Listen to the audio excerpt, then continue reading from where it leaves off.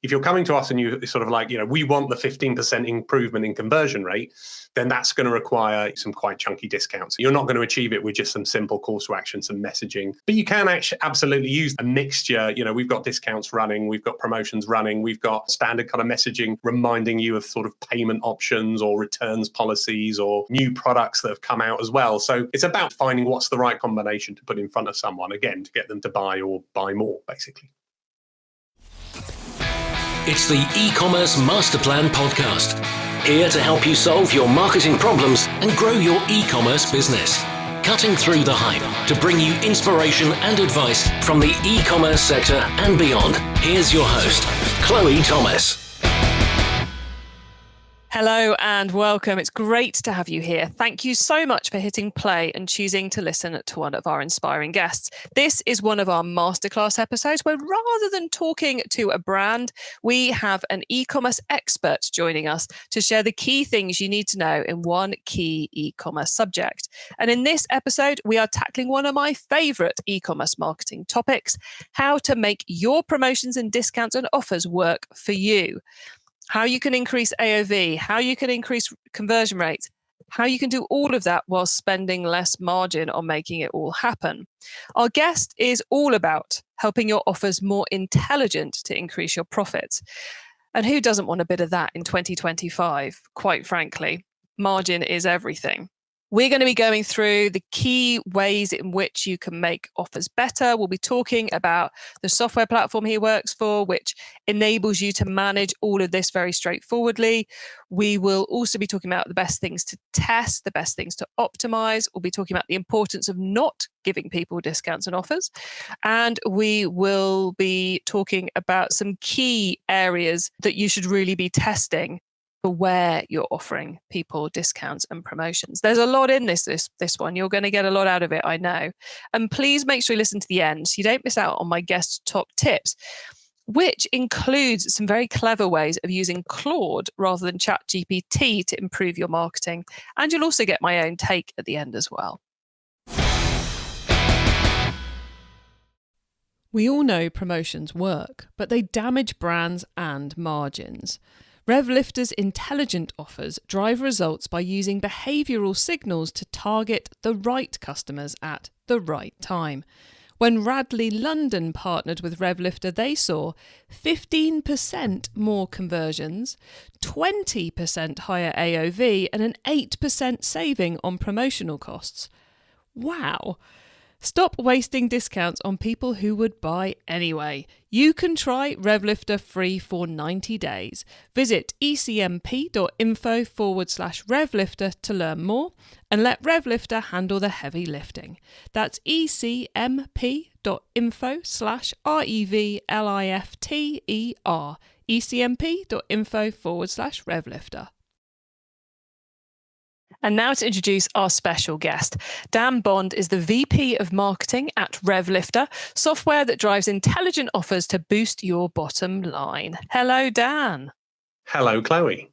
Very cool to have you on the show to talk about one of my favourite topics in the world of e-commerce and marketing. But before we get into that, how did you end up in the world of e-commerce? Because I know you've done a lot of marketing over the years, but when did e-commerce come into your mix? Yes, I've been a marketer for around about 20 years. I am much older than I look, is all I'll say. So I'm mainly in B2B, but also a little bit of B2C here and there. Obviously working with RevLifter, trying to work with retailers. So I'm quite recent to the world of e-commerce with RevLifter. But I have to say, it's a really interesting area because from a marketing perspective, it's kind of the purest form of marketing. When you work in B2B, you're often solving, business problems. They're quite solid things. They're quite needs. Whereas what I really like about retail is it's often, sometimes it's about needs as well, but often it's just about, pure brand, pure creating something that people want rather than need. And so from that perspective, it's a really interesting kind of pure marketing challenge. So yeah, it's a really fascinating area to be working in. So we're going to have you in the e-commerce world for a while yet. Very, very possibly, it's fair to say. Yeah. Excellent news. So in e-commerce, you talk a lot about intelligent offers. That's the RevLifter are all about helping us do intelligent offers. Yes. What is an unintelligent offer? Yeah, so offers have been around for a really long time. It's something like 150 years. The very first ones were actually little metal tokens you could exchange for a free product to try or a discount. So there were really old mechanisms that's existed for a long time. And over time, the delivery method has changed. So you went from metal tokens. We had paper coupons, which, people used to sit and cut out of newspapers and that kind of thing. And now we're on to sort of, codes that can be used, QR codes, and just little codes you type in. Sometimes you don't even need to type in the code, the discount just applies. But the way they've been used hasn't really changed in all that time. So it's still site-wide, broad promotions. It's 20% off everything. The original use cases for promotions were basically two things. Number one, you had a new product, you wanted some market penetration, so you wanted to get people to try it, or you had some old stock you were trying to clear out, so you used it to sell off everything that you've got in stock. And we just think there is based on new technology, based on things like data and AI, there are more intelligent ways to use offers, so you're not just giving away discounts to everyone, which damages margins and damages brand. It is quite mad how such a hugely powerful tool in our toolbox, the ability to make customers do what we want them to do by using different offers, using different incentives. It's so powerful, and yet we put so little effort normally into finessing it because it's got so much potential for finessing, so many different parts of a 20% off promotion that we just go, 20% off on everything. It's like you say, it's so unintelligent when it's so easy to make it more intelligent. So what is therefore an intelligent offer? How do we make it more intelligent?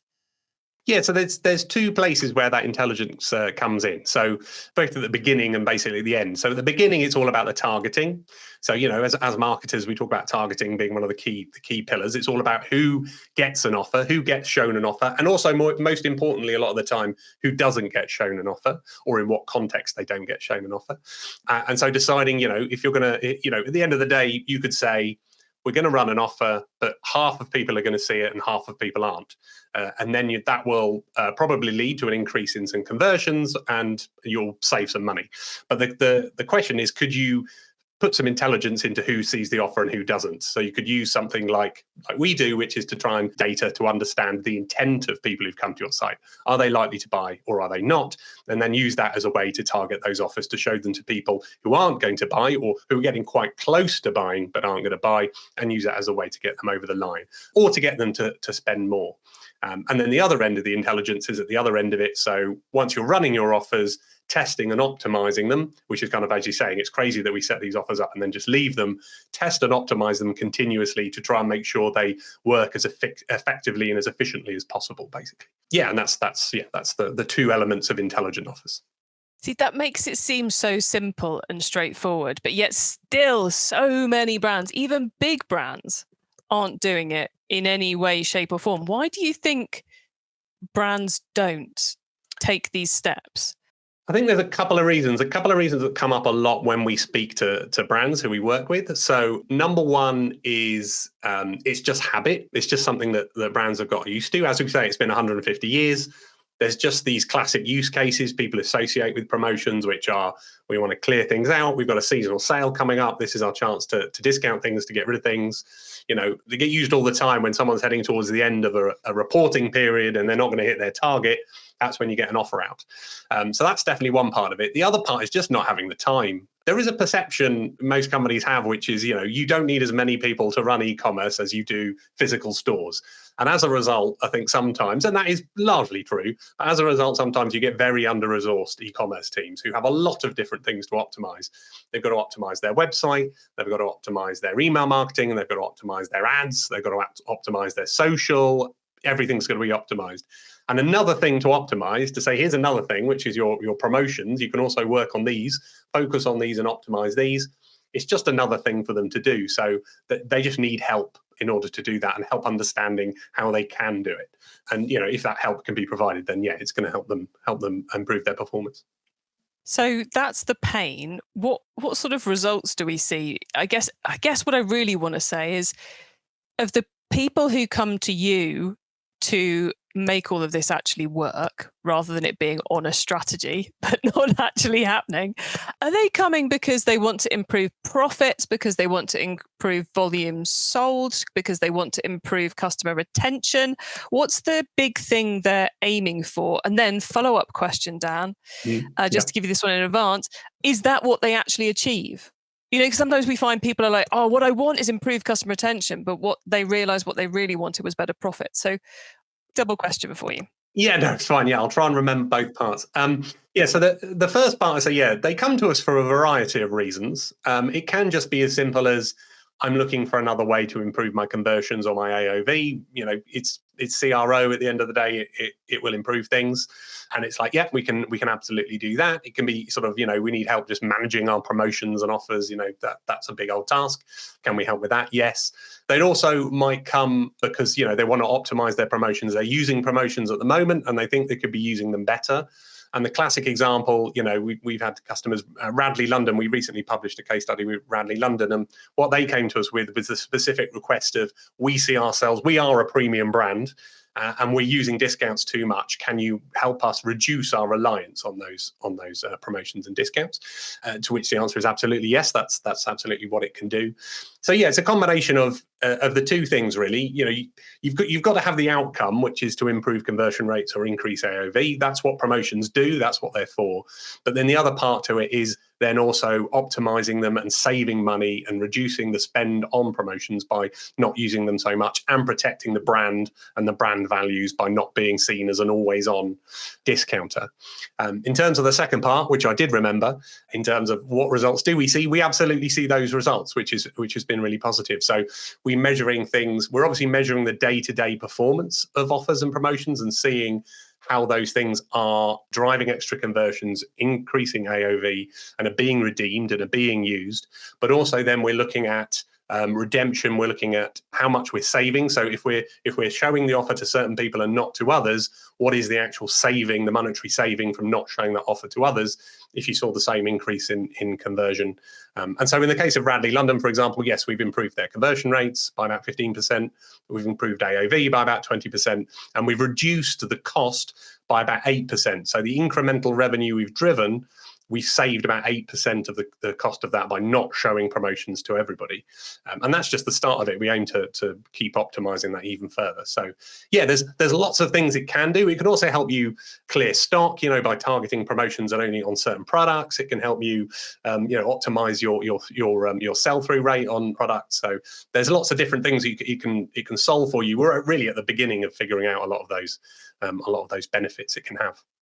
I find the Radley case study fascinating, and listeners, I have read the Radley case study, so I can't remember all the numbers, but I remember it's kind of like the unobtainable golden goose, if I've got my fairy tales correctly, which is you're increasing conversion, you're increasing AOV, and you're spending less to do it. Yes. You're giving away less margin in order to achieve it, which is, I think, if marketing want to make friends with the merchandising team and hit all the company targets, it seems like a bit of an amazing route to go down. Now, you mentioned there about some people see the offer, some people don't. We're not really talking A/B split testing here, are we? We're talking about the technology has realized that these people don't need to be shown a discount, so we're not showing them a discount because they're going to buy anyway. So it's not an A/B test. This is a clever working out of who needs it and who doesn't.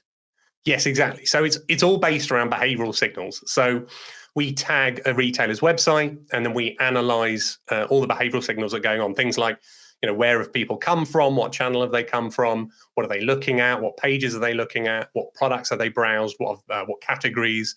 What have they added to their cart? What stage in the funnel are they? Where are they? There's all these different data points we can collect, and then we analyze all of those. So we kind of break it into two different forms of intent. There's kind of explicit intent. So that's like things you can observe yourself in your own data. Where are these people in the e-commerce funnel? Are they doing anything which suggests they might be about to leave, like, time spent on the site or something like that. But then there's the implicit intent, which is basically our intent model, which is where the data analysis and the kind of AI and machine learning part comes in, which is we're taking all those data points, feeding it into our model and saying, okay, based on what people who've been on this site have done in the past, do you think this person is likely to buy or not? What kind of percentage of likelihood to buy or not do you think they score? And then we can target offers to people based on that. So you can use both, and you can overlay the two things, and you can create quite a sophisticated approach to deciding who gets to see an offer, which offer they get to see as well. So some people might get a different offer to other people, a bigger offer, a smaller offer. It's kind of personalization. But it's all in that data analysis and that clever understanding of what's going on in your site, and being able to respond to that, and then some sort of intervention to make people more or less likely to do what you want them to do, basically.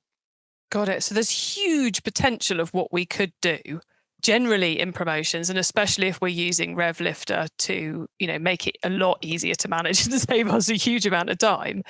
Yes. Are there, if you were Klaviyo, I'd be saying, where does someone start? Because there's so much you can do with your email campaigns. Are there some obvious places to start with your activity? Is it a blanket across everything? Is it, an abandoned basket campaign? Is it something else? Are there obvious places where you see the biggest, quickest wins coming with intelligent offers? Yes. So we'd probably start off, we always say, so we offer a 90-day free trial anyway, so people can try intelligent offers for themselves and see how they work. And in that 90-day period, we usually suggest, well, this is a good chance to, let's try optimizing something in your current performance, and let's see what we can do with that. So there's a couple of different places. So number one, I've got a couple of personal bugbears, which are to do with basically the email sign-up offer that every retailer runs on their site. 10% off if you sign up to our email. Everyone runs that. No one optimizes it. No one tries different approaches, tests different offers, tries to use something like intent to decide who sees it and who doesn't, what funnel stages. So that's always a classic one. Or the new customer offer, the same thing, first time purchase gets 10% off. There's lots we can do around those two to optimize them. And in that first 90 days, that's where you can try them.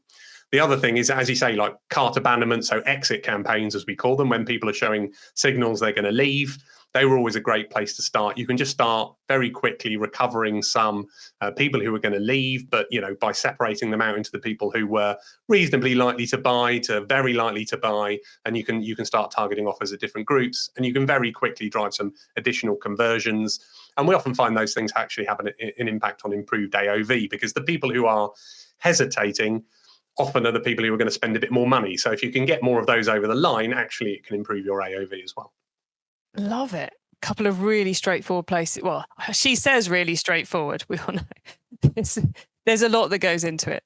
Yeah, it depends. You can be as simple as complex as you like. We'd always recommend start simply. You're trying to motivate people or demotivate people sometimes from doing something. You're trying to get them to do something else instead of the thing they were going to do. So it's just about start off simply, work out what that incentive is that will achieve that, and then you can build complexity on top of it from there. When a brand like Radley comes to you, who have that, our brand shouldn't be known for discounting, we want to get away from the discount addiction. Do you find that running promotions that don't have a discount, so free gift, free delivery, although that's probably straying into the world of discounts, do you find there's a place for getting intelligent with other calls to action to buy that aren't about giving away margin? You can, yeah. We have worked with several brands who've said to us, like, we just don't run promotions. We get this all the time. You speak to premium brands, luxury brands, they just say, we don't run promotions, we don't run discounts. You can absolutely do some things, but the impact is limited. If you're coming to us and you sort of like, we want the 15% off, 15% improvement in conversion rate, then that's going to require, the ability to use some quite chunky discounts in order to achieve that. You're not going to achieve it with just some simple calls to action, some messaging, but you can actually absolutely use that. Radley themselves use a mixture. We've got discounts running, we've got promotions running, we've got seasonal kind of promotions running. They've just got standard kind of messaging reminding you of sort of payment options or returns policies or new products that have come out as well. So it's about mixing up all these different things and finding what's the right combination, the right personalized combination to put in front of someone, again, to get them to buy or buy more, basically.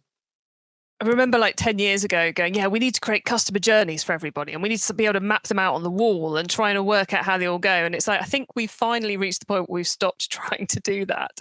And instead we're going, hello, lovely technology. Here's all the options that someone could see. Here's all our live things at the moment. You work out what they need to see to drive the results. And it feels like one of the places where technology is delivering the greatest benefits at the moment is it's taking all that data that's impossible as a human being to crunch and work through in a meaningful way.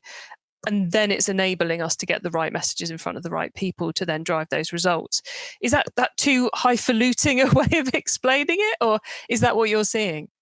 No, absolutely. I think that's the thing. You could absolutely break down how an intelligent offer worked in a single case and say, well, yeah, I could do that. It's kind of like if someone walked into your store and you personally negotiated with them, you could absolutely do that.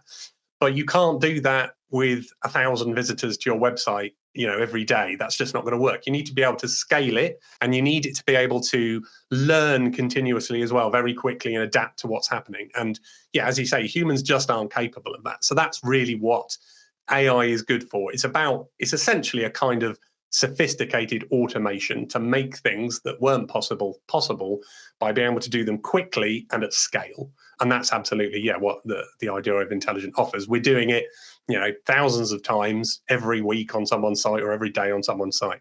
And that's what's helping drive those results. E-commerce Master Plan is supported by some of the greatest companies in the e-commerce sector. Here's a reminder of who they are. We all know promotions work, but they damage brands and margins. RevLifter's intelligent offers drive results by using behavioural signals to target the right customers at the right time. When Radley London partnered with RevLifter, they saw 15% more conversions, 20% higher AOV, and an 8% saving on promotional costs. Wow! Stop wasting discounts on people who would buy anyway. You can try RevLifter free for 90 days. Visit ecmp.info/RevLifter to learn more and let RevLifter handle the heavy lifting. That's ecmp.info/RevLifter. ecmp.info/RevLifter. It's time for the top tips round. I love this section because it gives me and our listeners some really quick ideas for taking our businesses to the next level. So Dan, are you ready for the top tips? I will give it a very good go. Excellent. That's all we can ask. Book top tip first up then. If everyone listening to this podcast agreed to take Friday off and read a book to make their business better, which book would you recommend? Now, I was going to recommend Alchemy by Rory Sutherland, but I was looking online the other day and everybody is recommending Alchemy by Rory Sutherland. Read Alchemy by Rory Sutherland. It's great. The book I was going to recommend, I'm going to hold it up for the camera, for the video. It's a book called Changing the World is the Only Fit Work for a Grown Man by Steve Harrison. It's a great title, and it's a direct quote. It's about an ad man from the 1960s called Howard Gossage. So he was around about the same sort of time as the Mad Men on Madison Avenue. However, he was based in San Francisco and very much embraced a counterculture approach to the work, to marketing, to advertising. He had some very interesting ideas that I think were very much ahead of their time, particularly around the thing he could really do, and you'll see that if you Google him, you'll find examples of the advertising he used to do. What he was really good at is he understood one audience really deeply and really well, and he would get companies to come to him and then say, I will write ads that will appeal to this audience who are very affluent and very clever. So that from that perspective, he's a really interesting person to study that sort of early work. He was also a pioneer of direct response. So things like, email marketing and things like that eventually emerged. So yeah, he's a really interesting person. So yeah, a book well worth spending some time on. Oh, I'm not sure I've ever heard of him, and I've definitely never heard of the book. So I'm going to have to go and have a read of that. He sounds fascinating. He is. Excellent. Okay, traffic top tip. Which marketing method do you either prize above all others or think doesn't get the press it deserves? Yeah, this is an interesting one to approach with my B2B and B2C hat on at the same time. So the way I always think about traffic, and I'm sure this is true for retailers as well, is it's quality, not quantity. It's about the good stuff coming to your site that actually is good people. And obviously that's what we're all about, is understanding the traffic that's coming to your site and saying which is the good traffic that looks like it's going to buy versus the stuff that's just come to spend some time. And I think from that perspective, if I was going to pick a channel in particular, I would say it's branded search, because I think it's a bit sort of ignored sometimes in favor of, what can we drive, extra traffic can we drive to a site with PPC or paid social or, advertising, whatever it is. But branded search actually tells you an enormous amount about your brand and your business. How many people are searching for you? Why are they searching for you? What's driving people to search for your brand specifically? Directly attributable traffic is great. We love that because it gives us lots of information, but it's only part of the picture. What's going on with your branded search, what's happening to that as that goes up and down, tells you a lot about the awareness of your brand in the market, how you're perceived, and is usually some of the most valuable traffic that comes to your site. So I would just a big shout out for branded search, I guess. Oh, controversial topic in the world of e-commerce. Do you bid on your brand? Do you not bid on your brand? I totally get, though, if you're not looking after the branded search, then you are missing a trick. So I love that you've brought that one up. And for anyone listening, I think you should be bidding on your brand. Let's leave it there. Another tangent we could disappear off on. Right. Dan, the tool top tip, maybe a collaboration tool, a social media plugin, a phone app, or just a way of working. Is there a cool little tool you use that makes you and your team more efficient from day to day? I really wanted to come up with something original, but I'm going to talk about AI. So I use Claude, which is Anthropic's AI chat tool.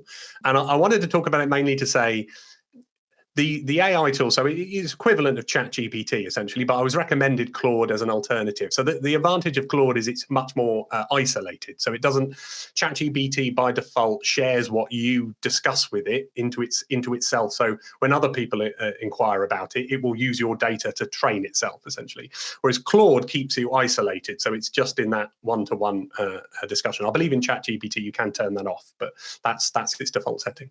So Claude is much better for sort of isolated, creating this sort of isolated little communication between you and it. And I use it kind of as a personal assistant. It's really interesting. At first I was just like everybody else, just typing in random things and seeing what happened. But I've kind of trained it and I've talked to it over time and I've briefed it and I've given it lots of background on me and what I'm trying to do and what I'm trying to achieve and who RevLifter are and what we're trying to do. And so now I can use it all the time to just kind of like run things by it to say, I've got this sort of thing I want to write about. I've got these 3 ideas. Is there anything I'm missing? Is there anything that, anything I need to include? Is there anything out there that can help contribute towards this? Give me a structure to think about this. And it's really good for that sort of thing, for that sort of, helping me structure things and get things in the right shape. So, lots of talk about how you can do sort of quirky, interesting things with things like ChatGPT and Claude. But I think even the more time you spend with it and the more you put into it to kind of get useful outputs, you can do some really useful things that just help you just get more work done more efficiently. So I'll definitely give a shout out to that. I have to say, I think I'm going to ban anyone from coming on and going ChatGPT full stop. But I love it when someone comes on and does what you've just done, Dan, which is go, this is how I'm using Claude or ChatGPT or Gemini to get some great results. And yeah, I think it's very cool. So if you like fed in marketing plans, strategies, objectives, all that kind of background and case studies and things, so it's got that, kind of trained it on everything you're up to. Yeah, absolutely. So it's got a space to upload knowledge, as it calls it, to give it feedback. So yeah, I've uploaded things like an entire list of every sort of blog post on our site, our tone of voice document, writing rules, basic information about who we are and how we talk about ourselves. Anything I can get hold of, case studies. And then I've given it more specific things about how I want to do things, how I want to write, my position on things. I think it's just like a human. If you're going to work with someone, the more you brief them, the better the output you'll get at the other end. And it's just the same with AI. The better you brief it, the more information you give it up front so it understands what you're trying to do, the better result you'll get at the other end. So yeah, absolutely. It's just about giving it that data so it understands more about what you're trying to do. Nice. Okay, carbon top tip. What's your favorite way to reduce the carbon footprint of an e-commerce store? This is an interesting question. It's not, I have to say, a particular area of expertise of mine, but I had a bit of a think. And what we talk about a lot with offers, and it brushes up against things like conversion rate optimization, UX, how easy your site is to use, how good your checkout experience is. All these things come into what we do a little bit as well. I just think that thing of clarity and simplicity is a really useful rule for everything. And the easier you make your customers' lives and the easier it is to kind of find what they're looking for, navigate your site, do what they're trying to do, the quicker they'll get to their goals, the less time they'll spend, the more time they'll save, the less time they'll spend using their browser, looking for things, doing things. You're saving time, you're saving energy, you're saving people having to spend a lot of time on something when they didn't need to, giving people time back. That's all really good for everyone's mental health, everyone's ability to get things done, and for the environment as well, because we're not having to spend so much time on those things. We can go outside, we can enjoy nature. So it's a slightly roundabout carbon tip, but I think it's an important one. It definitely counts as well. Really like your take on that. Thank you, Dan. Now, before we say goodbye, many of the listeners are out there shouting at their phones going, how do I get in touch with Dan? I need to know more about this RevLifter thing. So could you please let them know how to get in contact with you and with RevLifter? Yeah, you can find me on LinkedIn, Dan Bond. I think I'm the first person who comes up. You can come to our website, RevLifter.com, and we've got loads of stuff there. I create all the content on our site, and there's loads and loads of advice on there about promotions and discounts and all that kind of stuff. So you'll find loads of useful information there. You can email me at dan.bond@revlifter.com. I believe there is a call to action on the screen right now as well to talk about where you can go to take advantage of our 90-day free trial. So yeah, find us. We're always happy. We're super friendly, nice people, and we're always happy just to talk about anything you want to talk about. So yeah, do reach out. Awesome. Thank you, Dan. And for those of you who are on the audio version of this, the link Dan mentioned there to get the 90-day free trial is ecmp.info/RevLifter. So that's ECMP standing for eCommerce Master Plan.info/RevLifter. Just chuck that in the URL bar and you'll go straight to the 90-day free trial offer. Simple as that, everybody. Dan, thank you so much for being on the podcast. It's been brilliant getting to chat to you about promotions and intelligent offers. So thank you so much for being here. Thank you, Chloe. It's been wonderful. Thank you for having me on.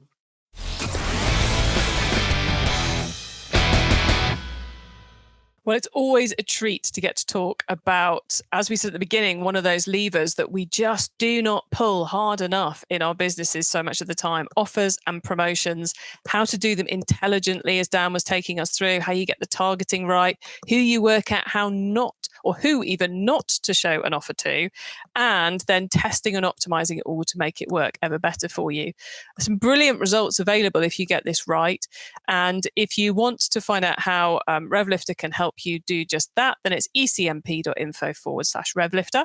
You can get your hands on our notes from this episode, including those top tips and the links to what we mentioned, by heading over to ecommercemasterplan.com. You can also use our direct to episode short link. That's ecmp.info/ whatever the number of this episode is. You can use that to find any episode we've ever put out. Once you get to the website, you can also add yourself to our email list so you don't miss out on any of the things we share to help you improve your business. If you liked this episode and this chat about promos and offers, why not check out episode 270? Yes, a little way back, where I'm sharing in that episode, I'm sharing 3 of my marketing mantras, one of which is my promotional golden rule, which really builds on what you've learned in this episode. So I think you'll like it. Thank you for tuning in to this and every episode that you do of the e-commerce master plan podcast. I bring you a new interview every week because I want to inspire and help e-commerce business owners to succeed and thrive with their businesses, including progressing along the path to net zero. So if you know someone this show can help, please tell them to listen to the e-commerce master plan podcast. I hope you have a great week, and don't forget to keep optimizing. Thank you for listening to the e-commerce master plan podcast. Find out more at ecommercemasterplan.com/podcast. Stop wasting discounts on people who would buy anyway. Try RevLifter free for 90 days. Visit ecmp.info/RevLifter to learn more.